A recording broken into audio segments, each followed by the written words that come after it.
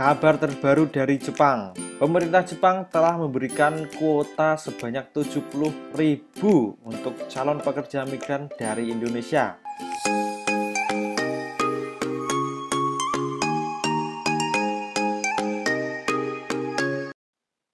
Yo, konnichiwa minasan. Selamat datang lagi di channel Edip ini, channelnya Kensusei atau X Magang. Oke, di video kali ini sedikit berbeda karena di video kali ini aku nggak nayangin wajahku, tapi di sini aku akan fokus ke berita yang akan aku bahas di video ini. Nah, di video ini aku akan ngebahas soal pemerintah Jepang yang akan memberikan kuota sebesar 70.000 untuk calon pekerja migran dari Indonesia. Hehe, kira-kira Indonesia bisa nggak ya memenuhi kuota tersebut?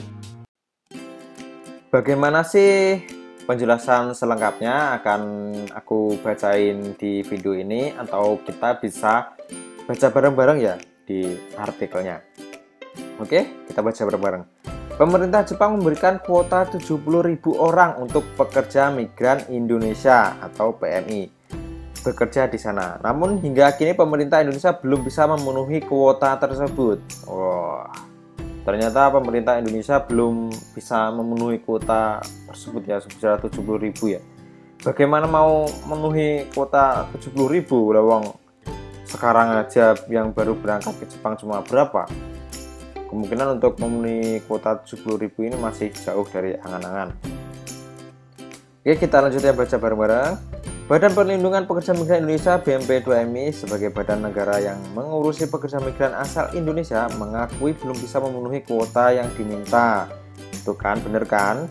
Hingga di hari kemerdekaan Republik Indonesia ini, calon pekerja masih di bawah angka 5 ribuan. Tuh, sudah tercatat ya, di bawah angka 5 ribuan. Padahal kuotanya dikasih 70.000. Banyak banget ya 70.000 itu. Bayangkan kalau 70.000 orang Indonesia bekerja di Jepang, bayangkan berapa masuk devisa negara yang bisa menunjang perekonomian Indonesia ya. Oke, kita lanjut baca. Sebanyak 271 calon pekerja migran Indonesia PMI angkatan batch 14 ikuti seremoni pelepasan untuk bekerja di Jepang. Oh ya, jadi tanggal 17 Agustus kemarin telah diberangkatkan 271 calon pekerja migran Indonesia di bidang G2G atau bidang Kaigo ya. Oke, lanjut. BP2MI yang menghelat pelepasan para pekerja asal Indonesia ke Jepang ini memberi sinyalemen hadirnya negara di tengah sulitnya kondisi ekonomi pada masa pandemi COVID-19 ya. Ya, menurutku seharusnya jangan G2G aja yang diberangkatnya ya. Ya, mudah-mudahan bisa yang jalur Tokutekino atau jalur peserta magang. Mungkin kedepannya akan lanjut untuk program itu ya, amin. Terus kita baca selanjutnya. Pelepasan pekerja migran Indonesia PMI ini juga menjadi wujud pemerintah terus bekerja dan terutama memperhatikan para pekerja produktif di tengah kondisi pandemi. Ini adalah angkatan ke-14 untuk nurse, perawat, dan caregiver, care worker, pekerja pengasuh. Ini bukti di tengah era pandemi COVID-19 sebagai negara menutup masuknya warga negara asing, pekerja kita tidak bisa masuk. Tapi Jepang masih membuka kesempatan bekerja, kata Ketua BMP2MI Beni Ramdhani. Ini di sebuah hotel di Bilangan, Jakarta Barat. Ya, seperti yang aku bilang tadi, ya mudah-mudahan bukan hanya untuk yang care worker atau perawat lansia aja ya.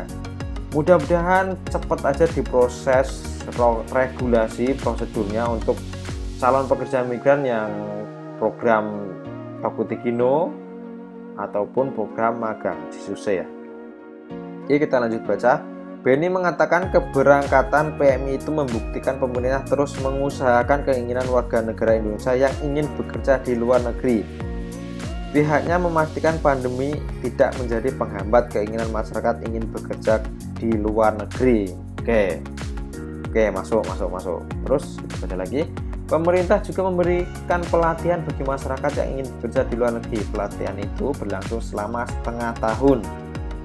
Jadi itu yang dimaksud adalah program G2G. Nah, setengah tahun dia belajar di UPT BMP2MI ya. Terus mereka diberikan pelatihan keterampilan Mereka akhirnya memiliki kemampuan berbahasa, memiliki kompetensi dan bekerja. Inilah yang kita siapkan untuk bekerja di luar negeri, kata dia. Terus Benny mengatakan rangkaian pelatihan itu penting dilakukan agar PMI tidak diremehkan saat bekerja di luar negeri. Mereka tidak akan datang minder menganggap dirinya sebagai pengemis pekerja, tapi mereka mempunyai keterampilan yang layak diberikan penghargaan untuk perusahaan, untuk majikan dimanapun mereka bekerja dan mendapatkan gaji yang layak, tutur Benny. Terus BMP2 ini menjamin pekerja yang dikirim ke Jepang terbebas dari COVID-19. Protokol kesehatan dalam pelatihan dilakukan sangat ketat sampai mereka semua diberangkatkan ke Jepang untuk bekerja. Ya, sebelum melepas keberangkatan, BNI meminta seluruh calon PMI untuk menggunakan kesempatan bekerja ini dengan sebaik-baiknya. Kita punya keahlian keterampilan sehingga kita layak bekerja dan mendapatkan apresiasi dari mereka, kata BNI. Para pekerja juga diminta untuk menjaga diri dengan baik. Para pekerja diminta melapor ke call center atau kedutaan yang jika mendapatkan perlakuan yang tidak menyenangkan saat bekerja di Jepang. Pemerintah akan melindungi kalian. Kalau ada masalah, tinggal lapor, janji BNI di hadapan para PMI.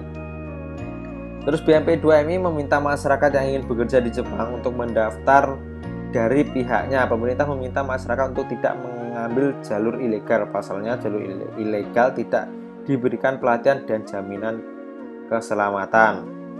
Terus bekerja di Jepang sangat menguntungkan. Upah minimum di sana mencapai 22 juta sebulan. Gaji mereka bisa mencapai 30 juta dalam sebulan jika mendapatkan bonus ya.